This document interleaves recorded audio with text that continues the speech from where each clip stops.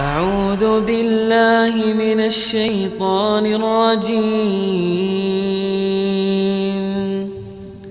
بسم الله الرحمن الرحيم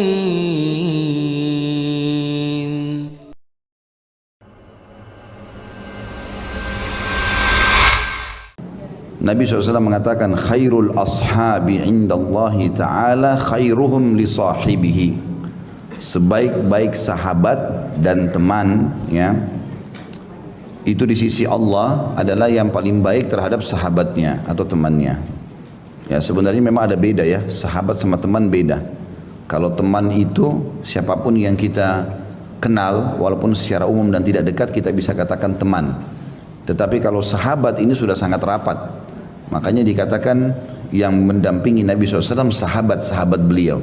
Hadits ini juga menggunakan kalimat ashab. Perhatikan di situ ya. Menggunakan kalimat ashab jamak daripada sahib. Ya, berarti sahabat di sini dimaksud. Sebenarnya terjemahan ini lebih tepatnya jangan teman, tapi sebaik-baik sahabat. Memang betul-betul orang yang sangat rapat.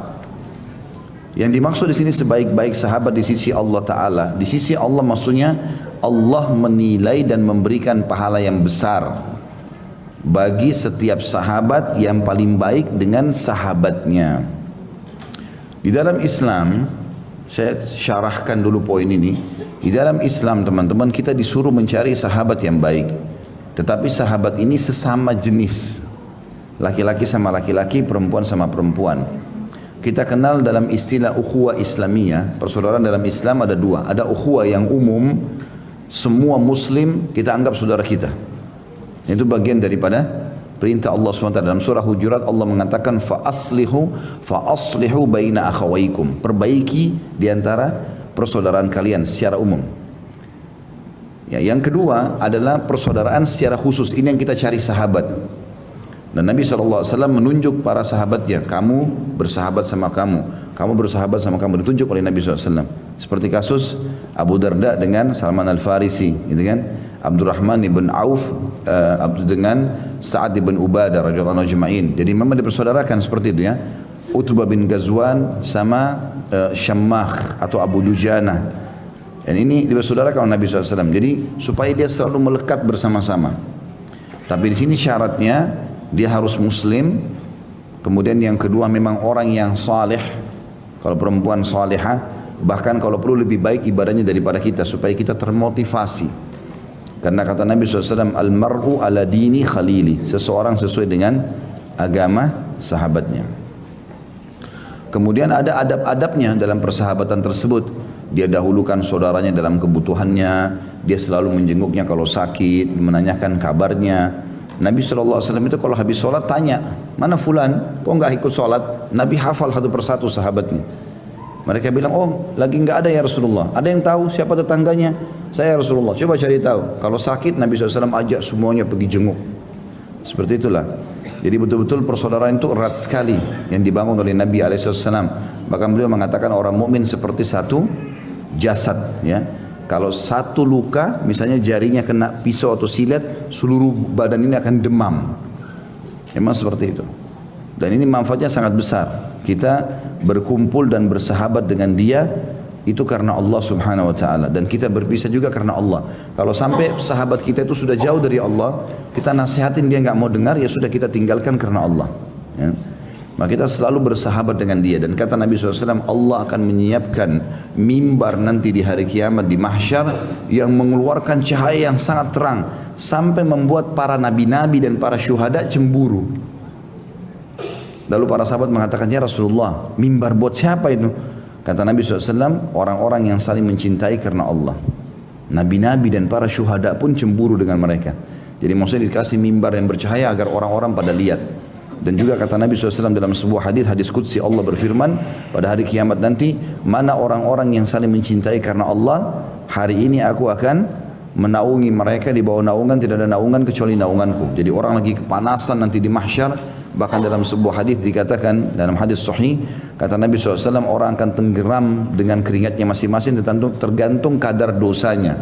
Ada yang sampai mata kaki, ada yang sampai lutut, ada yang sampai perut, ada yang sampai tenggorokannya, ada yang tenggelam dengan keringat dia sendiri.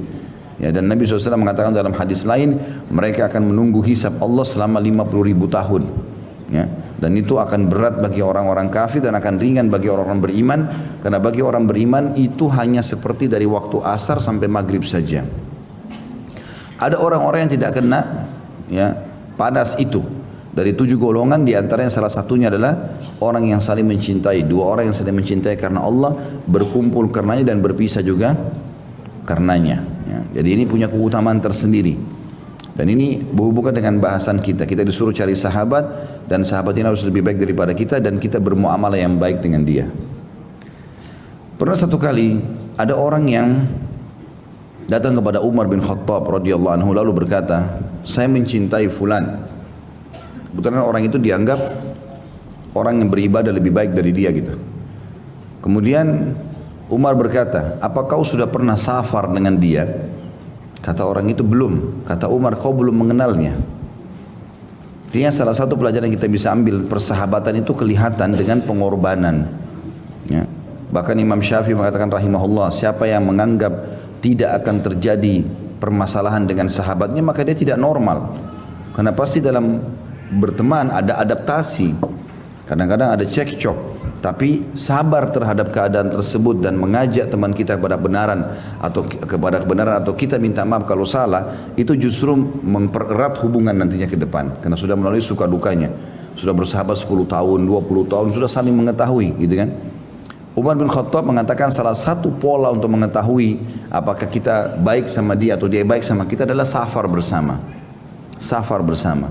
Karena orang kalau safar teman-teman capek, letih, butuh pengorbanan waktu, energi, ya, maka di sini dilihat loyalitasnya. Umar mengatakan kalau kau menganggap dirimu sahabatnya dia, dia pun sahabatmu, maka buktikan dengan safar. Ya. Jadi banyak orang begitu, berteman di kota baik, begitu safar sama-sama emosional, bakhil, nggak mau belikan apa-apa, nggak mau traktir makanan, nggak mau berkorban apa-apa. Ada orang safar begitu, cuma tahu duduk di mobil temannya, nggak keluarin untuk bensin, nggak keluarin buat tol, nggak ada pinggir restoran tinggal tunggu, beliin juga saya. Dia nggak bayar apa-apa sama sekali. Ini tidak ada loyalitasnya, nggak layak jadi sahabat ini. Pernah ada orang datang kepada Abdullah bin Mas'ud, dan ini 2 kisah mirip. Ada juga orang datang kepada Abu Hurairah radhiyallahu anhu ajma'in. Tapi di waktu yang berbeda, orang yang berbeda gitu. Tapi dua-duanya memberikan jawaban yang sama, sahabat Nabi ini. Dia mengatakan kepada Abdullah bin Mas'ud, saya ingin menjadi sahabat anda karena Allah. Kata Abdullah bin Mas'ud, ada syaratnya. Dia bilang, apa syaratnya? Orang itu bilang, kau siap nggak kantongmu menjadi kantongku, kantongku jadi kantongmu, siap nggak? Kapan kau butuh uangku silakan pakai, kapan saya butuh uangku saya akan pakai. Orang itu bilang, saya belum siap. Kata Abdullah bin Mas'ud, cari orang lain. Karena persahabatan butuh pengorbanan, apalagi karena Allah Subhanahu wa taala. Bahkan kalau perlu berlumba-lumba, ya, siapa yang lebih dulu mentraktir temannya, siapa yang lebih dulu memberikan hadiah, siapa yang lebih dulu menjenguk kalau sakit, itu tanda-tanda cinta kita karena Allah Subhanahu wa taala, gitu kan? Dan ini masuk dalam makna hadis kita, sebaik-baik sahabat di sisi Allah adalah yang paling baik terhadap sahabatnya. Dari sini dia dahulukan apapun, berkorban apapun dengan sahabatnya. Dan ini penting teman-teman sekalian. Dan dengan adanya persahabatan seperti ini kita terbentuk komunitas-komunitas yang baik. Kita kalau pakai, saya misalnya pakai gamis begini, pakai kopiah, kalau saya jalan sendiri di jalan, beda kondisi kejiwaan saya kalau saya berdua jalan dua-duanya pakai gamis yang sama atau pakai kopiah. Kalau 3 orang, 5 orang, komunitas itu pengaruhnya besar karena akan membuat kita lebih percaya diri, dibandingkan kalau kita sendirian. Makanya Nabi SAW mengatakan, selalulah berjamaah, selalulah berjamaah. Maksudnya buat kelompok-kelompok orang-orang baik, orang soleh, kumpullah kalian. Karena sungguhnya serigala hanya akan mencuri domba yang sendirian. Domba tidak bisa melawan serigala. Tetapi kalau dia sendirian menyendiri dari kelompoknya, maka bisa disergap serigala. Kalau lagi rame-rame, serigala juga takut. Seperti itu, yang dimaksud adalah serigala sini syaitan. Bisa menyesatkan orang kalau dia sendirian.